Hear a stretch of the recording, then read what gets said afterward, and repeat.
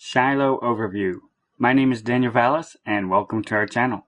Genesis 49:1. And Jacob called unto his sons, and said, Gather yourselves together, that I may tell you that which shall befall you in the last days. Verse 9. Judah is a lion's whelp. From the prey, my son, thou art gone up. He stooped down, he couched as a lion, and as an old lion who shall rouse him up? The scepter shall not depart from Judah, nor lawgiver from between his feet, until Shiloh come. And unto him shall the gathering of the people be. Binding his foal into the vine, and his asses cold into the choice vine, he washed his garments in wine, and his clothes in the blood of grapes. Today we're going to look at an overview of this passage and look at the pictures and the information that we've been learning over the past few months, and looking how it applies to this Shiloh prophecy, giving us an overview of the entire thing with what we've learned. And when approaching the Shiloh prophecy, you have to realize that there are identities. There are different identities that apply in different cases too as well.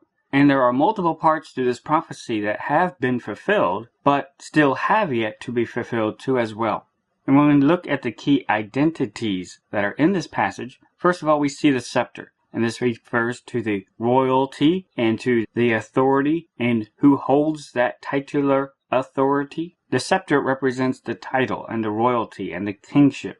But then there's also Judah. And Judah, as we're going to look at today, is an identity that does not apply to just one thing. It applies to what is in play at that time and applies to different actors too as well. And then lawgiver refers to the authority that usually comes with the scepter, the authority of how the king is always the lawgiver and the judge, and how he determines boundaries and he determines laws, and the roles that go with the kingship, that go with the scepter. Then we're also going to look at the concept of between his feet, which does refer to the literal siring of offspring and the genetic lineage too as well, and can refer to the descendants as well. So we're going to be looking at these different identities today, which have an origin in one area, but sometimes are applied to other areas too as well, down throughout history and or in the prophetic sense too as well. But then verse 11 follows that, and we will study that too as well. But when we look at the prophecy backdrop, what is the context that this prophecy was made in? We've talked about how Abraham had his origin in the city of Ur and the land of Ur and his astronomical background and his experience, and how he was well familiar with the way the Chaldeans and the Sumerians, the early Babylonian astronomical perspective. Abraham was very well familiar with that. And so the way that the early Babylonians divided out the constellations, as recorded on the tablets that are preserved in museums and common knowledge, the way that they divided it using Jupiter as the scepter, because of its precise clockwork motion, that is what they used to divide out the constellations equally. And so Jupiter was the lawgiver. Jupiter was the one who determined the boundaries. Abraham would have been very familiar with that. But then Abraham's grandson was Jacob. Jacob is the one who made this prophecy about Shiloh when he was addressing Judah and giving Judah his blessing.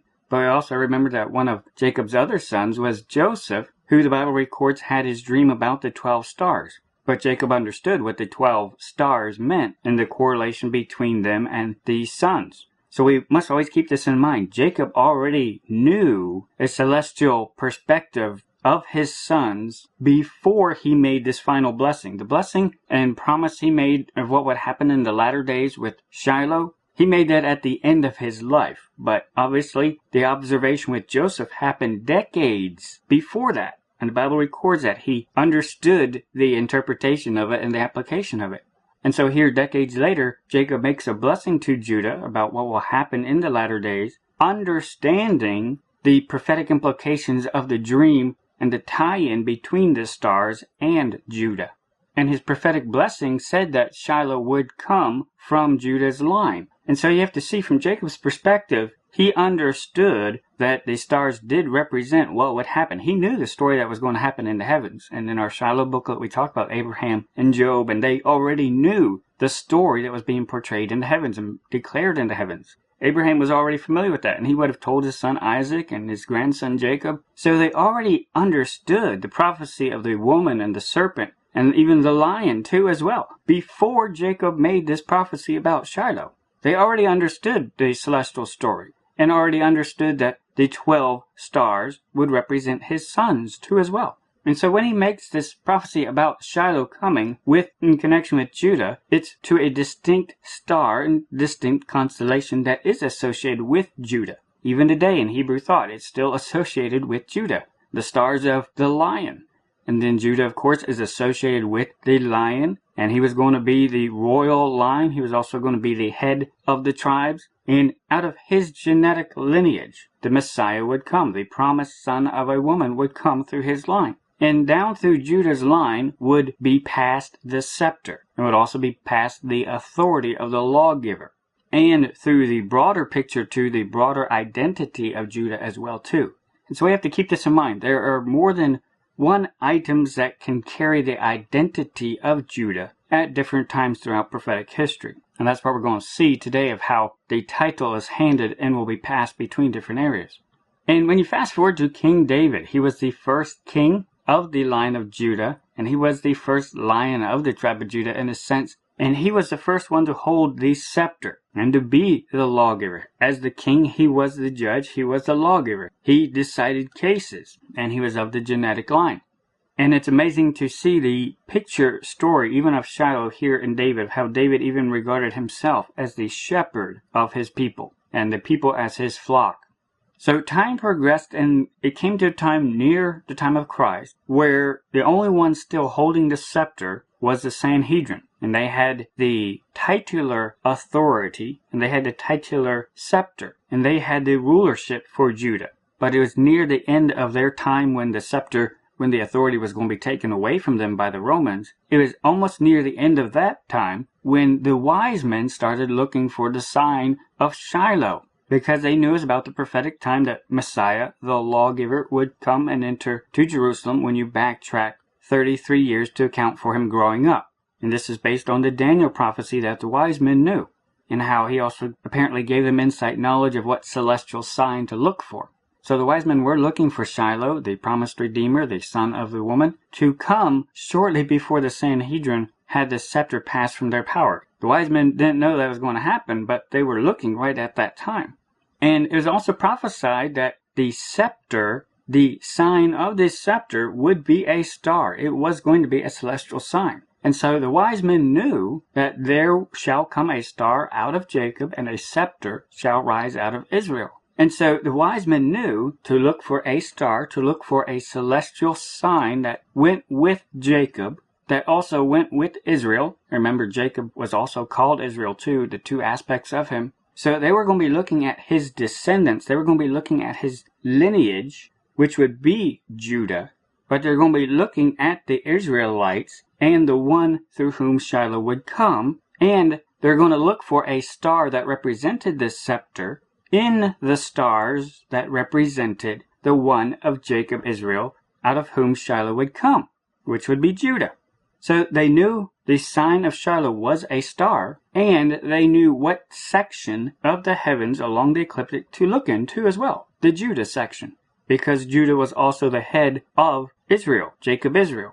And so take note of how the scepter that was not going to depart from Judah, up until the wise men's time, this scepter was both down in the hands of the Sanhedrin, so to speak, by title, but the scepter was also at the same time in the heavens. And this is one thing we have to keep in mind with viewing prophecy, and particularly this Shiloh prophecy too as well. The identities can be in more than one place at a time, depending on which one has the focus. So the scepter was represented by a star in the heavens, but the Sanhedrins actually held the titular authority at the time. So the wise men looked at the star associated with Judah, and part of the story that dealt with the promised Redeemer who would become the Son of Man. So they knew where to look. And what were they looking for? They were looking for a star that represented the scepter. So they knew what pictures to look for. Now I had to reverse the constellation to fit with the time frame, so just imagine that you're up in heaven actually looking down through the constellation. So Jupiter is going to the right. Now the wise men, just like Abraham and the Chaldeans, they understood that Jupiter was the lawgiver and the scepter that also divided out the heavens, that divided out the constellations, that divided out the 12 constellations, the 12 stars. So in observing the scepter, which was Jupiter, they observed its movements, and the retrograde movement defines out 10 degrees. So not only were they watching the scepter, but it also defined out what section of the sky was allocated to Judah at the stars of the lion. This is another distinction we have to make today too as well. Leo is not Judah. The stars of Leo are Judah. And the section defined by Jupiter is Judah. So this is one thing we have to keep in mind today. Leo, the constellation we know as Leo, that is not Judah. The Chaldeans would not have viewed that as Judah. The stars of the lion are the stars of the lion. Jupiter, the scepter, the lawgiver, is what defines Judah. The division that goes with the identity of Judah. And as they watched the scepter in Judah, they took note of how it circled Regulus, which was the king's star, which further confirmed the connection with the scepter and the kingship in Judah, in Jacob Israel, his lineage down through Judah. And as the scepter progressed, it passed through the feet of the lion, visually acting out how the scepter would come out of Israel. It would rise out of Israel. It would rise out of the lineage of Judah. And what was being portrayed in the heavens was a rehearsal of what happened on the earth. And so even though the scepter at that time did not circle the hind leg or really bring focus to the hind leg, it passed through the hind leg after it signaled the king and the scepter. And even later in the New Testament talks about how Messiah sprang out of Judah. There is that recognition of the progression there. It did rehearse going between the feet, coming from between the feet, the lineage there. And so when Messiah was born, when Shiloh was born, because he was of the line of Judah and of the royal line, as soon as he was born, he had now the title of the scepter and the lawgiver and the king. As the royal line, as the royal descendant, he automatically assumed those titles at his birth. And so at that time there was a handover from the Sanhedrin to Shiloh, even though the Sanhedrin didn't realize it. There was a handover where Messiah assumed the scepter, where he took the kingship as the lion of the tribe of Judah. Now remember that there was a time gap involved here. He was born, but it was not his time yet to come onto the scene as the king. Even though he was a king, even though he held a titular authority, he did not push himself onto the scene as king for quite some time. He had to grow up first. And so there was a time of about 30 years where he grew up, but shortly before he assumed and started his ministry, remember that John the Baptist came onto the scene. And he came onto the scene a little bit before Christ even started his ministry. So John the Baptist already had his ministry going. He had followers. He was telling them, prepare ye the way of the Lord. And he was doing this before Christ even started his ministry. So there's a slight starting of warning that he was coming, but then also John the Baptist would be going off the scene. He would be fading off the scene once Christ did start his ministry. John the Baptist wasn't going to be there the entire time that Messiah was there. He was only going to be there at the beginning part of it. But remember, John the Baptist is the one who announced the Lamb of God. He announced the start of Christ's ministry, his public ministry. And it was from that point that it was 3.5 years later until Christ actually fulfilled prophecy of entering to Jerusalem, which is the latter half of the Shiloh prophecy. Up at the top there, verse 11, binding his foal into the vine and his ass's colt into the choice vine, he washed his garments in wine and his clothes in the blood of grapes. All of the Shiloh prophecy is going to be fulfilled in two parts, two levels. It's going to be applied in one application to his first coming, and then applied to a second level at his second coming. So at his first coming, he fulfilled aspects and a shadow of both of those. And his first coming, his actual entry into Jerusalem, that is what fulfilled Daniel's prophecy. So 3.5 years before that, the message was prepare ye the way. And actually a little bit before that, it started too as well. But 3.5 years after the signal that he was come, then he entered to Jerusalem at his first coming. And there were aspects of the wine at the Last Supper. And remember, at the Last Supper, he specifically told his disciples that he would not drink of that cup until his second coming. And so there are two levels. You have to keep this in mind. Just because he fulfilled aspects of it at his first coming does not mean it's done and over with. No, it's all going to be fulfilled again at a second level. And he even told us that. Then, of course, he rode in on a donkey too as well. And that's going to be fulfilled again at the end of the tribulation when he rides in on a horse. Two different pictures, two different times, same location, same prophecy. But after he fulfilled his first coming, and after he was crucified and rose from the dead, He just stuck around for a few days. But then he was caught up into the heavens. He was taken up. He was received up. He ascended up into the heavens. And as the Lion of the tribe of Judah, the promised Lion that would come out of the line of Judah, he was also the King of Kings. And he was also the lawgiver. And he held the scepter. He took the scepter with him. He took the title with him. He did not hand over the scepter to anybody else. He's never going to hand it over to anybody else either. He is always going to hold the scepter from now on. His throne is established forever and ever. And this is what is even rehearsed in the Revelation 12 sign, because this is what it's rehearsing. And she brought forth a man-child who was to rule all nations with a rod of iron, and her child was caught up unto God and to his throne. Revelation 12:5. And he's waiting up there until his enemies be made his footstool. He's waiting until he's given the authority to open the scrolls, to take back his kingdom. But he sits as king with the scepter now in the heavens. And because the Bible tells us that the Lion of the tribe of Judah and the scepter, the rod of iron, the scepter that he holds, is now back in heaven, that is one reason we are looking for the scepter again now in the heavens, just like the wise men, because that is where the scepter is. The scepter is no longer down here on earth. There is no representation of the scepter down here on earth. Christ came, he took the scepter, and he is the only one who's going to hold it from now on. So prophetically, the Shiloh prophecy paused right there. The scepter went back up into the heavens. But when you read the prophecy, that's exactly where it pauses at, until Shiloh come. He came. He fulfilled prophecy. He came. But he did not do the gathering processes yet. He left. And after he left, he gave instructions to his lay shepherds, the pastors and the teachers and the disciples and the apostles. They started the gathering process. They started an assembly. They started the gathering process of going out to get the lost sheep. It's a pre-gathering. It is not the final gathering where we are gathered to Shiloh.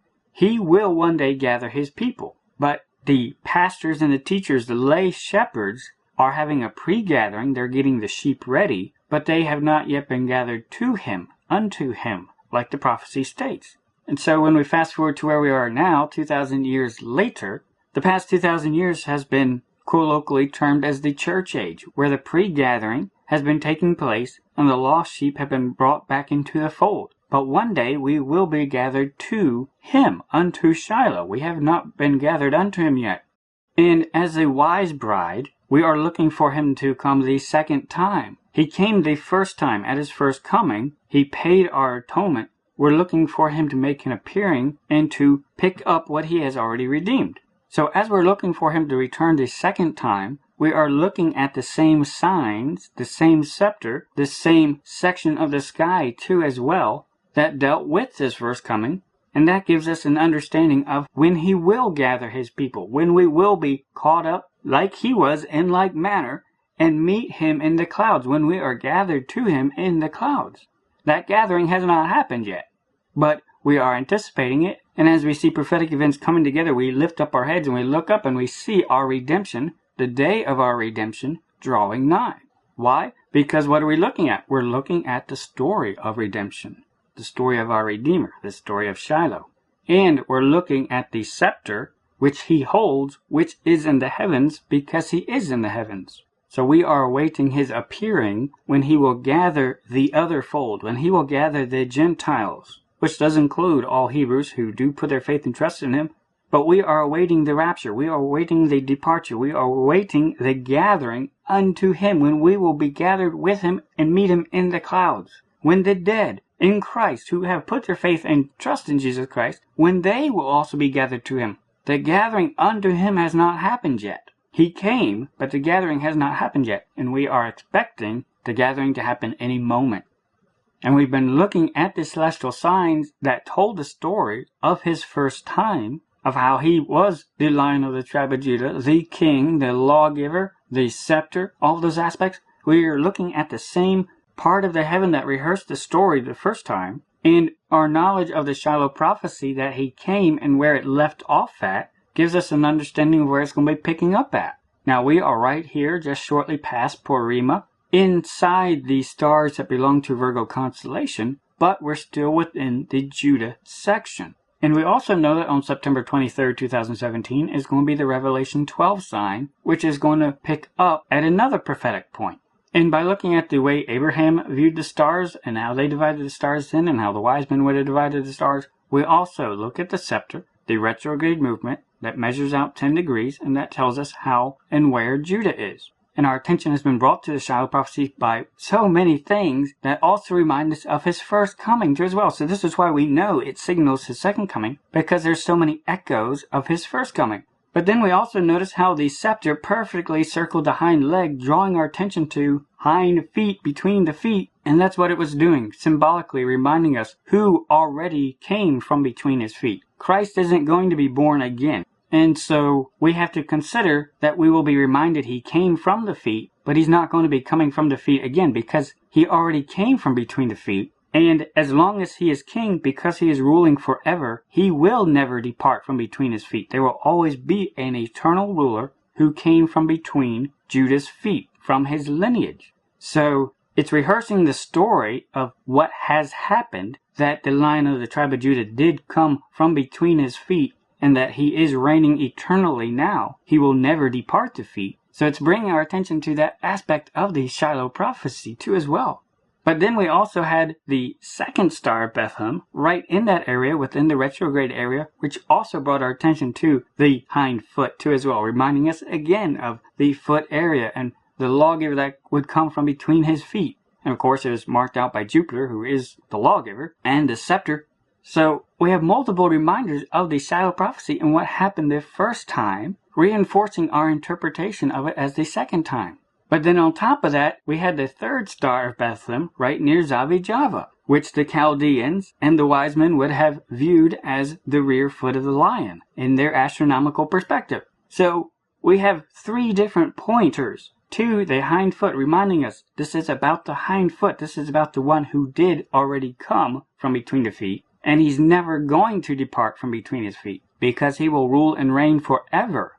And it has also caught our attention that the placement of it at Zavijava reminded us also that Zavijava was in Judah the first time too as well, because it was considered the foot. And it was shortly before the border too as well. So in both these instances, the first time and the second time, both the feet are there. And our attention is being brought to them this second time, reminding us of what happened the first time. The scepter did pass from between the feet, did come from between the feet. And we're reminded that the Shiloh prophecy is picking up where we are now at this second time. And so we might have gotten distracted a little bit by trying to see if Jupiter departed from the feet, when we should really be considering the lawgiver. The scepter will never depart from Judah. It will never depart from his feet, because he was born once, and he will reign eternally, forever. He will never depart from the feet. The picture of what that is, from between his feet, that's a reference and a picture of his lineage and his offspring. Jesus Christ was his offspring, but he's not going to die. He will always hold the scepter, and he will always be the Lion of the tribe of Judah, of the line of Judah. He is the eternal descendant of Judah. And so we find ourselves right now watching the Judah section, understanding what happened the first time, seeing it all being rehearsed the second time, reminding us of who did come from between the feet, and really driving emphasis to that we need to pay attention, because we're also in the latter half of the Shiloh prophecy. What comes next? He came the first time, but what comes next? Unto him shall the gathering of the people be. And this is our great expectation at this time. And we have other prophetic things telling us that this is the expected time too, with the last generation. Just like the wise men had a ballpark figure of when to start looking for that scepter star, because they knew when he would come. And they knew a time frame blocks on either end of that, so to speak. They knew when they should look for the sign. And likewise, just like them, we are also looking for the scepter star, because we knew the time frame with the last generation. And it's been happening right within the time frame that we expected it to, based on the constraints of prophecy. Particularly with the last generation, when he told us to look up and you will see your redemption drawing nigh. And just like his first coming, there was a messenger, prepare you the way. We also have that in a sense now, but we also know that after the departure, after the gathering, after the falling away, there's going to be witnesses that come onto the scene that are giving witness and testimony of Jesus Christ, and who is Shiloh, particularly to the Jewish people, telling them that he is coming a second time, that they need to prepare themselves. And the two witnesses will be in the spirit of Elijah, preparing the people, just like John the Baptist was in the spirit of Elijah.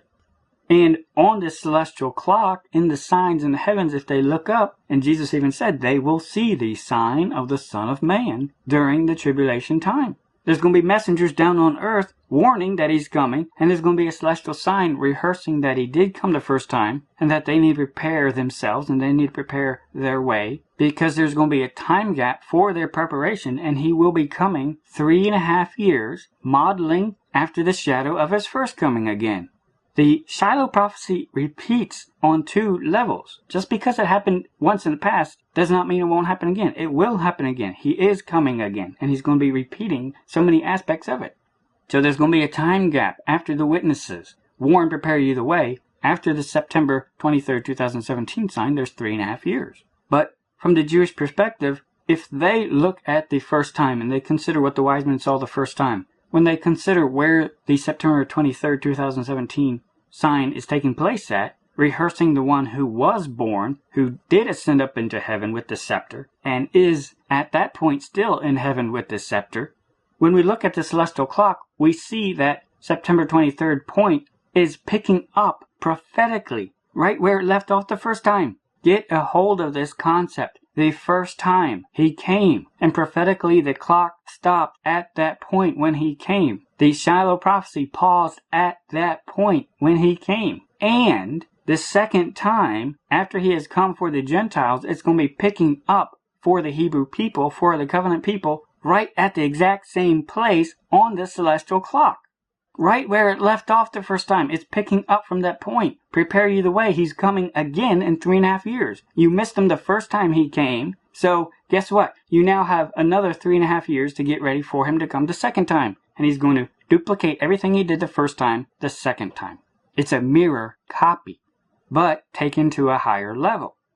And when we understand the celestial signs the first time and the second time, we can see the time of the Gentiles, the time of the church, where the clock literally was paused, and after the church age is over, he's going to be picking up exactly for the Hebrew people after that. And Gentiles will still be able to be saved during the tribulation, but the prophetic focus is now back to the Hebrew people at that point. Just like Gentiles were saved before the church age started, they'll still be able to be saved after the church age is over. But our understanding of the first time helps us understand the second time. For us now today, our anticipation of the gathering, but then also knowledge of what's going to be happening in the future too as well. The very near future. So after 3.5 years is going to be his second coming. And he will be taking to the next level the Shiloh prophecy. Coming again, treading out the winepress at Armageddon, riding into Jerusalem as the King of Kings, as the Lion of the tribe of Judah, into the city Ariel, Lion. And then will be the marriage supper of the Lamb too as well, and he will partake of that cup, which goes back to his first coming. The Shiloh prophecy is 2 parts, 2 levels really. There are aspects that have been fulfilled before, but there's still so much more that is going to be fulfilled. And just understanding the second coming with the events of Armageddon, and how the birds will feast on the dead bodies there, and then also the cup with the marriage supper of the Lamb, that is also part of the Shiloh prophecy too as well, in the heavens as rehearsed. Both the lion and the woman are right above Hydra the serpent. And there's also the raven and the cup. It's all part of prophecy. It's all told in the heavens too as well. This was Abraham's understanding, Isaac's understanding, and Jacob's understanding. And it should be our understanding, as we look for him to appear the second time to gain a better understanding of the first time. And only after the second coming, after he rides into Jerusalem, that is when Israel's gathering is going to take place, during the millennial period, primarily at the beginning of it, when he gathers his covenant people from all corners of the earth and brings them back to the promised land. And his prince, David, will rule over them and be their shepherd. But the Lion of the tribe of Judah is the one who holds the scepters over all nations. He will divvy it up piecemeal to different princes who will reign as kings, but he alone will hold all scepters. So there's 2 gatherings. 2 folds. The Gentile fold, which is the other fold, and then Israel's gathering. And both the gatherings will take place after he comes. So when we understand what happened the first time, when we understand the Shiloh prophecy, when we understand the pictures and patterns and the shadows, we understand where we are and what we are expecting right now. We are expecting his appearing. We are expecting the gathering of his people. And the more that we understand his first coming in his first time of redemption, the better we will understand his second time, and when he's going to pick up what he's already redeemed. And then also prophetically his second coming, which will happen not too long after that. We've seen the Star of Bethlehem's reminding us of his first time. To understand the second time, we have to look at his first coming. We have to. And we have celestial signs pointing us and reminding us, look and study his first coming, and you will understand the second time. Now, I was able to spend a bunch of time in Stellarium and get a bunch of data points comparing his first coming to the second coming. We had talked about it a couple days ago, but I wanted to get the actual data points and the celestial coordinates to compare it to see how close they were. Now, I've added this comparison data to our Finding Judah's Border document along with all the coordinates. So if you like all the nitty-gritty, definitely print it out. The link is in the description box. And this is so amazing. And the more we study and we look at the Shiloh prophecy, the more we should be in awe of our Redeemer and the work that he works in the heavens and in our own lives too as well. And the more we see his fingerprints and his orchestrating of all these events and his beautiful tapestry of redemption, the greater our faith can be going forward as we go out to meet him halfway. We have heard the lion roar. We have heard the messenger, the celestial signs warning us, prepare ye the way. Bridegroom cometh, go ye out to meet him. We have a downloadable reference sheet of this material in our Google Drive. Definitely check out the link in the description box. And if you're new to this channel, definitely also check out this Shiloh booklet, which rehearses some of the background, and then also another booklet, the Revelation 12 Shiloh sign, which focuses on that area of the sign too as well. I hope this can encourage you and strengthen your faith to go forward. We have great expectation that Shiloh is about to gather his people. So let us rise up, let us trim our lamps, and let us go out to meet him halfway. Maranatha.